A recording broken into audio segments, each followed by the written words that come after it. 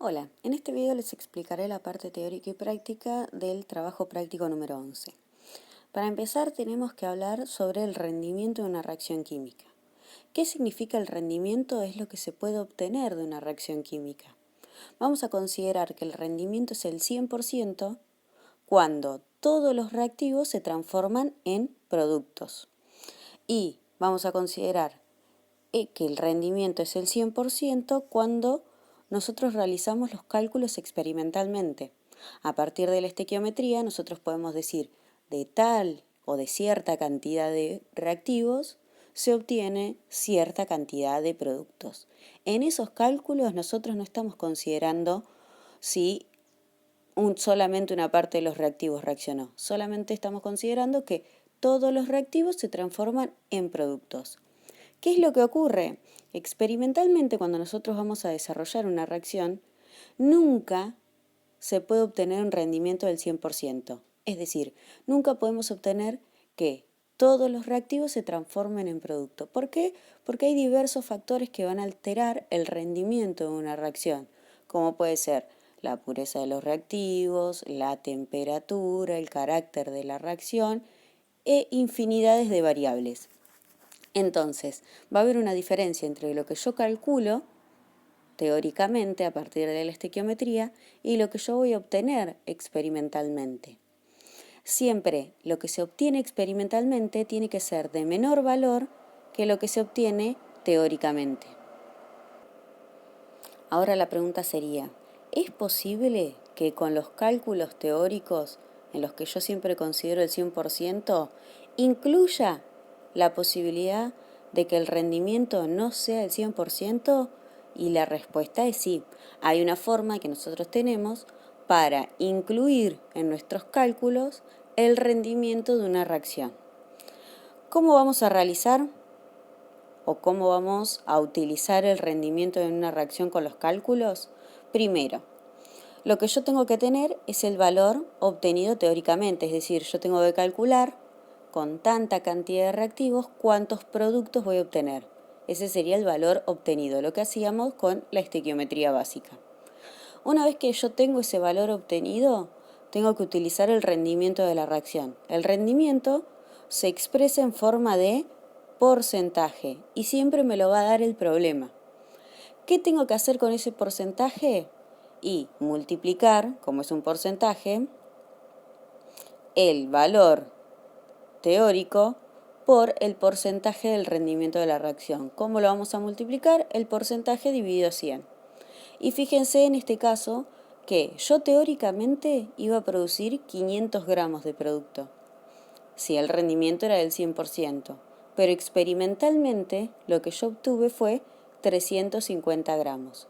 Siempre el valor real tiene que ser menor al valor teórico calculado. ¿Por qué? Porque realmente no todos los productos se transformaban en reactivos por algún factor en particular.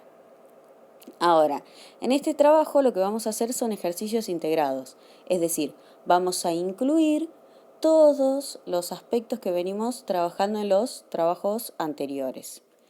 ¿Qué es lo que vamos a incluir? Vamos a incluir la pureza de los reactivos, todo vinculado con las reacciones químicas, todo vinculado con los cálculos estequiométricos. Entonces vamos a incluir la pureza, el reactivo limitante y en exceso, los cálculos que nosotros realizamos comúnmente con la estequiometría básica y el rendimiento de una reacción. ¿Por qué vamos a hacer todas estas consideraciones? Lo que nosotros buscamos es que los valores que calculamos teóricamente se aproximen a los valores que se obtienen experimentalmente, o sea, sean más similares. Entonces tenemos que ir considerando todas las variables posibles en los cálculos. Entonces, ¿cómo vamos a hacer para resolver un problema que incluya todas estas variables? Tenemos que seguir una serie de pasos. Yo lo marqué en este cuadro. El primer paso va a ser, me va a dar el problema, me va a dar los datos de los reactivos con su pureza. Entonces lo primero que yo tengo que hacer es calcular la cantidad de reactivo puro. ¿Por qué tengo que calcular la cantidad de reactivo puro para cada uno? Porque el reactivo puro es lo que realmente puede llegar a participar en la reacción. Recordemos que las impurezas no participan en la reacción, es decir, no experimentan ningún cambio. Entonces, primero calculamos la cantidad de reactivo puro para cada uno, con los datos que me da el problema. Después, con esa cantidad de reactivo puro, acá lo remarco, siempre tenemos que usar para el reactivo limitante y el reactivo en exceso la cantidad de reactivo puro, es decir, lo que obtuvimos en el primer paso. Siempre los problemas de estequiometría se van vinculando un resultado con otro, es decir, uno tiene que ir utilizando los propios resultados obtenidos. Es por eso que puede llegar a pasar que un error, por ejemplo, el cálculo de pureza, va a arrastrar el error en todo el resto de los pasos y va a hacer que el ejercicio esté mal el resultado. Pero lo que valoramos es el procedimiento, ¿sí? Si siguieron todos los pasos y si fueron analizando cada una de las cuestiones que se piden. Por lo tanto, es muy importante seguir el procedimiento y un resultado obtenido en el primer paso se usa en el segundo. Usando la cantidad de reactivo puro, yo tengo que identificar el reactivo limitante y el reactivo en exceso. ¿Por qué tengo que identificar el reactivo limitante? Todo esto se hace antes de empezar a resolver el problema. ¿Por qué tengo que identificar el reactivo limitante y el reactivo en exceso? Porque todos los cálculos que yo realice los tengo que efectuar utilizando el valor del reactivo limitante. Es decir, tengo que usar la cantidad de reactivo puro para, o del, mejor dicho, reactivo limitante. ¿Por qué? Porque el reactivo limitante es el que se encuentra en menor proporción y va a ser el que delimite la reacción. Es decir, la reacción se va a producir siempre y cuando se transforme el reactivo limitante, porque es el primero que se acaba, por así decirlo. Entonces, es el que va a dar por finalizada la reacción. Una vez que se acabe el reactivo limitante, la reacción se detiene. Entonces, como segundo paso, remarco, utilizando la cantidad de reactivo puro de cada una de las sustancias, hacemos los cálculos para identificar el reactivo limitante y el reactivo en exceso. Ahora, en el tercer paso, yo tengo que resolver el problema. El problema me va a pedir que yo calcule una cantidad de producto. Ahora, usando el reactivo limitante, la cantidad de reactivo puro del reactivo limitante, yo tengo que hacer los cálculos estequiométricos para averiguar la cantidad de producto que se obtiene. Ese producto obtenido teóricamente. Y una vez que yo encuentro la cantidad de producto obtenido, acá, la cantidad de producto obtenido teóricamente, hago la operación del rendimiento, que es la operación que está en la parte de arriba. Esa cantidad teórica vendría a ser el valor que va acá y lo multiplicamos por el rendimiento. El rendimiento siempre tiene que ser un dato del problema. Esos son los pasos. Capaz que ahora no entienden muy bien cómo se van relacionando, por eso tenemos dos ejemplos. Yo puse en este caso dos tipos de problema. Uno es el que me pide en cada uno de los incisos que yo realice cada uno de estos pasos. Y el segundo ejemplo es cuando yo directamente me pide, hay una sola pregunta que es la cantidad real producida del reactivo, pero, es decir, me va a pedir el último paso. Pero nosotros sabemos que si me pide la cantidad real producida, ¿sí? O la cantidad real obtenida de producto, yo indefectiblemente voy a tener que realizar todos los pasos anteriores, por más de que el problema no lo pida. Este es el procedimiento o los pasos que se deben realizar sí o sí. ¿Los pide el problema o no? Veamos el primer ejemplo. Fíjense cómo está marcado el enunciado. ¿Qué datos me va a dar el enunciado? El enunciado me va a dar, como siempre, una cantidad de reactivo con su respectiva pureza, otra cantidad de reactivo con su respectiva pureza. ¿Sí? Entonces, el primer inciso me pide, en el primer ejemplo es donde todos los pasos están detallados, ¿cuál es la cantidad de cal que puede reaccionar? Este ejemplo es el mismo que aparece en el TP10 para que ustedes vean cuál es la diferencia. Bien, eso lo hicimos en el trabajo práctico anterior, calcular la cantidad de reactivo puro. ¿Cuál es la cantidad de impurezas? Restábamos la cantidad total por el puro y obteníamos las impurezas. ¿Cuál es la cantidad de agua disponible para participar en la reacción? Eso recuerden siempre que es la cantidad. La disponible es la cantidad de reactivo puro. cuál es la cantidad de impurezas que posee el agua, cuál es el reactivo limitante y cuál es el reactivo en exceso. Hasta el punto F, nosotros esos pasos los veníamos desarrollando en el trabajo práctico 10. En este trabajo, lo marqué en negrita, le agregamos estos dos pasos. Por un lado, ¿qué cantidad de gramos, me está pidiendo la masa, se producirá de hidróxido de calcio, se producirá teóricamente? ¿Y qué cantidad de gramos de hidróxido de calcio se produce realmente? Si la reacción posee un rendimiento, y fíjense que acá aparece el valor del rendimiento de la reacción. Bien, entonces, hasta el F eran los pasos que nosotros veníamos realizando en el trabajo práctico número 10. Es decir, son el primero y segundo paso. ¿Sí? Eso lo veníamos haciendo en el trabajo práctico anterior. Lo que le agregamos en este trabajo es el tercer y cuarto paso, que es averiguar la cantidad de reactivo teórica y calcular la cantidad real producida. ¿Cómo vamos a hacer para... Perdonen. Fíjense que en este caso son los mismos resultados que el trabajo práctico anterior. Calculamos la cantidad de reactivo puro, la pureza. Calculamos la cantidad de impurezas de cada uno. Calculamos el reactivo limitante. Recuerden, porque la mayoría cometió el mismo error, que los datos que nosotros tenemos que usar de cada uno de los reactivos es la cantidad pura de cada uno. Recuerden que el problema nos da un valor. Voy a volver al problema. El problema me da un valor de reactivo, pero si ustedes analizan, acá me da 840 y 198. La cantidad que yo uso para calcular el reactivo limitante siempre tiene que ser la cantidad pura, es decir, la que calculamos en el inciso A y la que calculamos en el inciso C. ¿Sí? No usamos más los datos del problema, nosotros vamos utilizando los propios resultados. Bien, una vez que calculamos el reactivo limitante y el reactivo en exceso de la cantidad utilizando los valores puros, tenemos que llegar al tercer paso. Fíjense que acá yo les anoté qué son los datos que vamos a ir necesitando. Yo necesito la cantidad de reactivo limitante puro. ¿Cuál es? Una vez que yo identifico cuál es el reactivo limitante, en este caso es el agua, ¿cuál era la cantidad de agua pura? Son los 138,6 gramos. Ese es el dato que yo voy a usar. De todos los incisos anteriores, yo uso la cantidad pura del reactivo limitante. Ahora, ¿qué es lo que yo necesito? Yo necesito más datos que vienen de la ecuación.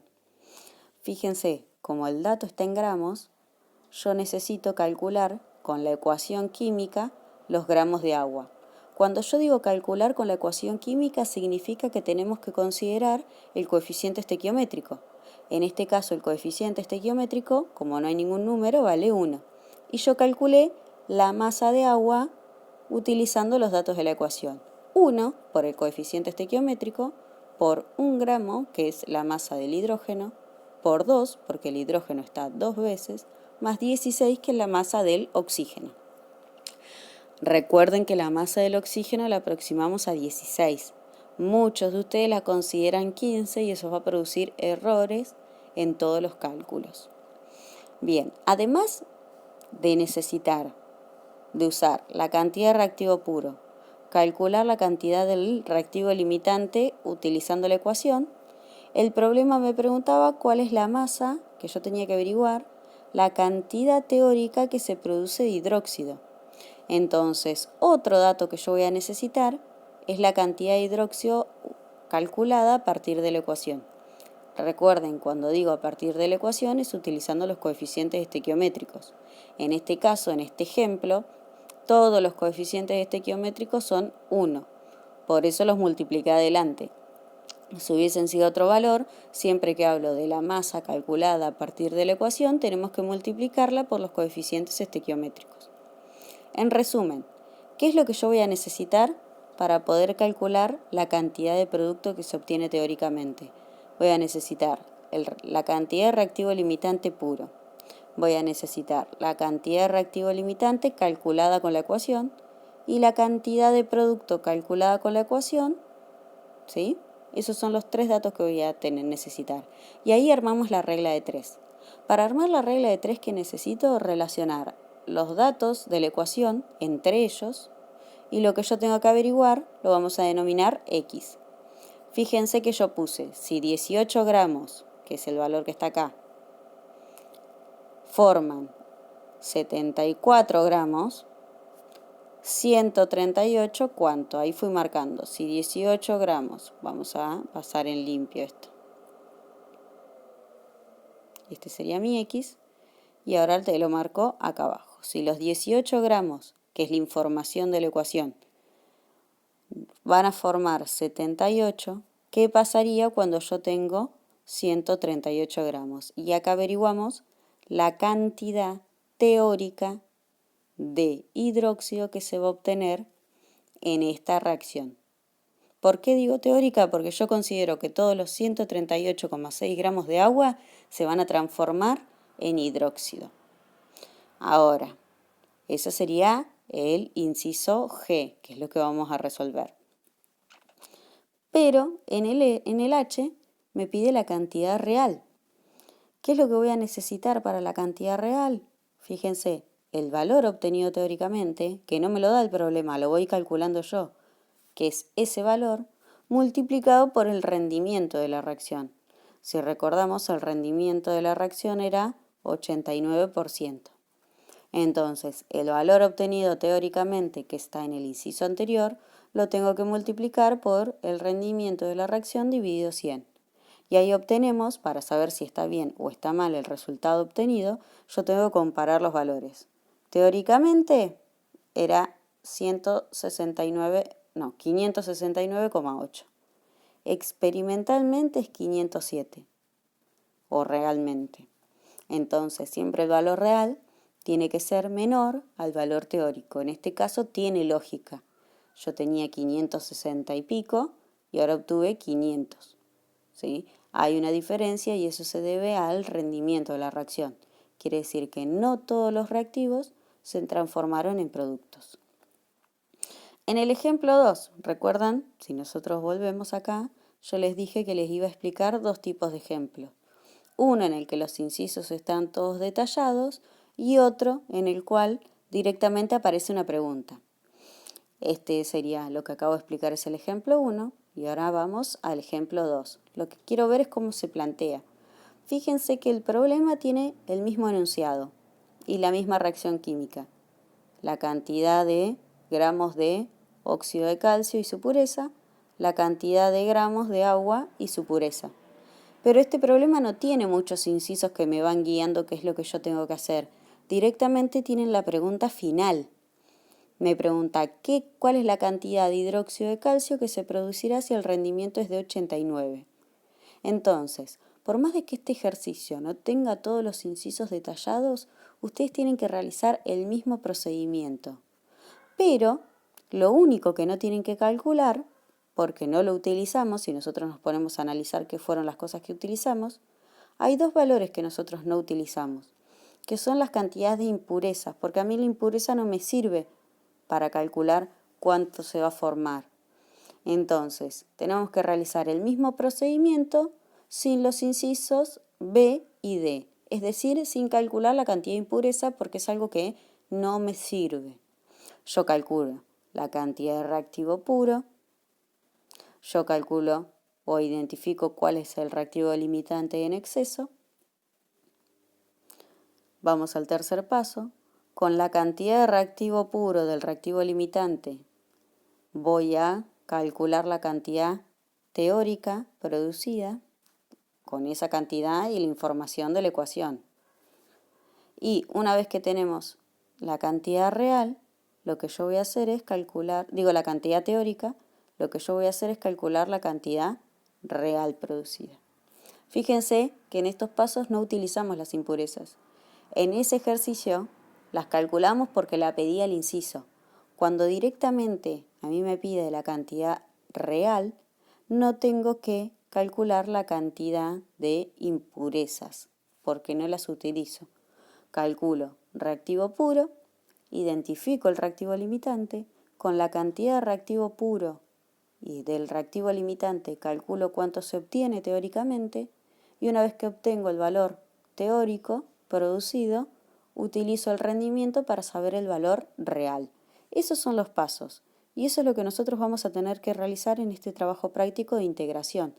La idea es integrar y formar un sistema complejo o un problema complejo de estequiometría. Fíjense que este trabajo práctico consta de 4 ejercicios. Los 2 primeros tienen todos los incisos detallados, como el ejemplo.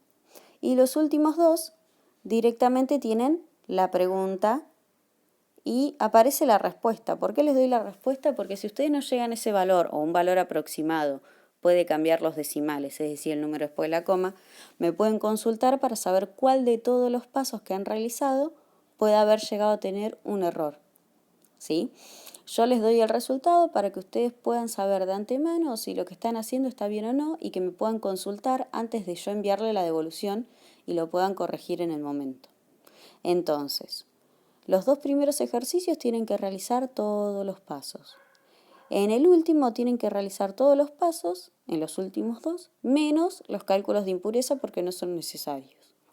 Fíjense que también en los incisos, en los 2 primeros, les puse los últimos 2 resultados, que son los más importantes. Ustedes, si no llegan a obtener estos 2 resultados en esos incisos, que es la parte nueva que le agregamos, me pueden consultar. Si tienen alguna duda, pueden mandarme por WhatsApp cualquier día, en cualquier momento. Yo si puedo les contesto. La idea es que mientras ustedes lo vayan haciendo, tengan la posibilidad de preguntarme cuáles son las cosas que van entendiendo y cuáles no. Saludos.